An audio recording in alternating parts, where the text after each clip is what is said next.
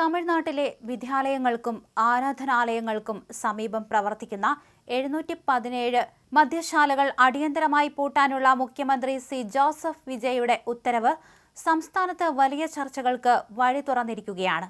മുഖ്യമന്ത്രിയായി ചുമതലയേറ്റ ശേഷം വിജയ് കൈക്കൊണ്ട ഏറ്റവും നിർണായകമായ തീരുമാനങ്ങളിലൊന്നായി ഇത് വിലയിരുത്തപ്പെടുമ്പോഴും ഈ മദ്യശാലകളിലെ ജീവനക്കാർ വലിയ തൊഴിൽ പ്രതിസന്ധിയെയും സാമ്പത്തിക ആശങ്കകളെയുമാണ് ഇപ്പോൾ അഭിമുഖീകരിക്കുന്നത്. പൊതുജനങ്ങളുടെ ദീർഘകാലമായുള്ള പരാതികൾ പരിഗണിച്ചാണ് വിദ്യാഭ്യാസ സ്ഥാപനങ്ങൾക്കും ആരാധനാലയങ്ങൾക്കും 500 മീറ്റർ ചുറ്റളവിലുള്ള ഷോപ്പുകൾക്ക് താഴിടാൻ സർക്കാർ നിർദ്ദേശിച്ചത്. പരിശോധനയിൽ കണ്ടെത്തിയ 717 ഷോപ്പുകളിൽ 276 എണ്ണം ആരാധനാലയങ്ങൾക്ക് സമീപവും 186 എണ്ണം വിദ്യാഭ്യാസ സ്ഥാപനങ്ങൾക്കും 255 എണ്ണം ബസ് സ്റ്റാൻഡുകൾക്കും പരിസരത്തുമാണ് പ്രവർത്തിക്കുന്നത്. രണ്ടാഴ്ചയ്ക്കകം ഈ ഉത്തരവ് നടപ്പിലാക്കണമെന്ന കർശന നിർദ്ദേശം വന്നതോടെ സ്റ്റോക്കുകൾ മാറ്റുന്നതിനും മറ്റുമായി ജീവനക്കാർ നെട്ടോട്ടത്തിലാണ്. എന്നാൽ 24 വർഷത്തോളമായി തുച്ഛമായ ശമ്പളത്തിന് ജോലി ചെയ്യുന്ന തങ്ങളുടെ ഭാവി എന്താകുമെന്ന ചോദ്യമാണ് ജീവനക്കാർ പ്രധാനമായും ഉയർത്തുന്നത്. നിലവിൽ ഭൂരിഭാഗം ജീവനക്കാരുടെയും മാസവേതനം വെറും 12,500 രൂപയാണ്. അതായത് പ്രതിദിനം 416 രൂപ മാത്രം ലഭിക്കുന്ന ഇവർ ജോലി ചെയ്തിരുന്ന ഷോപ്പുകൾ പൂട്ടുന്നതോടെ കിലോമീറ്ററുകൾ താണ്ടി മറ്റു ഷോപ്പുകളിലേക്ക് പോകേണ്ടി വരും. ഇത്രയും കുറഞ്ഞ വരുമാനത്തിൽ ദൂരസ്ഥലങ്ങളിൽ പോയി ജോലി ചെയ്യുന്നത് പ്രായോഗികമല്ലെന്ന് ഇവർ ചൂണ്ടിക്കാണിക്കുന്നു. ഇതിനു പുറമെ സർക്കാർ അനുവദിക്കുന്ന തുച്ഛമായ വാടകയും ജീവനക്കാരെ വലയ്ക്കുന്നുണ്ട്.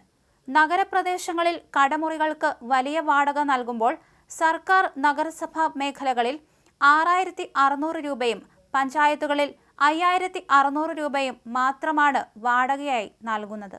ബാക്കി തുക കണ്ടെത്താനായി മദ്യം പാക്ക് ചെയ്തു വരുന്ന കാർഡ്ബോർഡ് പെട്ടികളും മറ്റും വിൽക്കേണ്ട ഗതികേടിലാണ് തങ്ങളെന്ന് അതിർത്തി മേഖലയിലെ ജീവനക്കാർ സാക്ഷ്യപ്പെടുത്തുന്നു. മദ്യശാലകൾ പൂട്ടാനുള്ള സാമൂഹിക പ്രതിബദ്ധതയുടെ തീരുമാനത്തെ സ്വാഗതം ചെയ്യുമ്പോഴും തങ്ങളുടെ ഉപജീവന മാർഗവും ശമ്പള വർധനവും സംബന്ധിച്ച് സർക്കാർ അനുഭാവപൂർണമായ നിലപാട് സ്വീകരിക്കണമെന്നാണ് ജീവനക്കാരുടെ ആവശ്യം. തമിഴ്നാട് രാഷ്ട്രീയത്തിൽ അത്യന്തം നാടകീയമായ നീക്കങ്ങൾക്കൊടുവിൽ നിയമസഭയിൽ ഭൂരിപക്ഷം തെളിയിച്ച് വിജയ് സർക്കാർ കരുത്തു കാണിച്ചിരിക്കുകയാണ്. കേവല ഭൂരിപക്ഷത്തിന് 117 പേരുടെ പിന്തുണ മതിയായിരുന്നിട്ടും സഭയിൽ നടന്ന വോട്ടെടുപ്പിൽ 144 MLA-മാരുടെ കൂറ്റൻ പിന്തുണയോടെയാണ് ദളപതി വിജയുടെ നേതൃത്വത്തിലുള്ള സർക്കാർ അധികാരമുറപ്പിച്ചത്. സർക്കാരിന്റെ നിലനിൽപ്പിനെ തന്നെ ബാധിക്കുമായിരുന്ന ഈ നിർണായക ഘട്ടത്തിൽ AIADMK-യിൽ ഉണ്ടായ വലിയ വിള്ളലാണ് വിജയുടെ രക്ഷയ്ക്കെത്തിയത്. 119 MLA-മാരുടെ മാത്രം പിന്തുണയുണ്ടായിരുന്ന സർക്കാരിനെ AIADMK-യിലെ 25 വിമത MLA-മാർ പിന്തുണച്ചത് രാഷ്ട്രീയ നിരീക്ഷകരെ പോലും ഞെട്ടിച്ചു. ഈ നീക്കത്തോടെ എടപ്പാടി പളനിസ്വാമിയുടെ നേതൃത്വത്തിലുള്ള AIADMK ഔദ്യോഗികമായി പിളർന്നു എന്ന് മാത്രമല്ല, സഭയിൽ EPS പക്ഷം വെറും 22 പേരിലേക്ക് ഒതുങ്ങുകയും ചെയ്തു.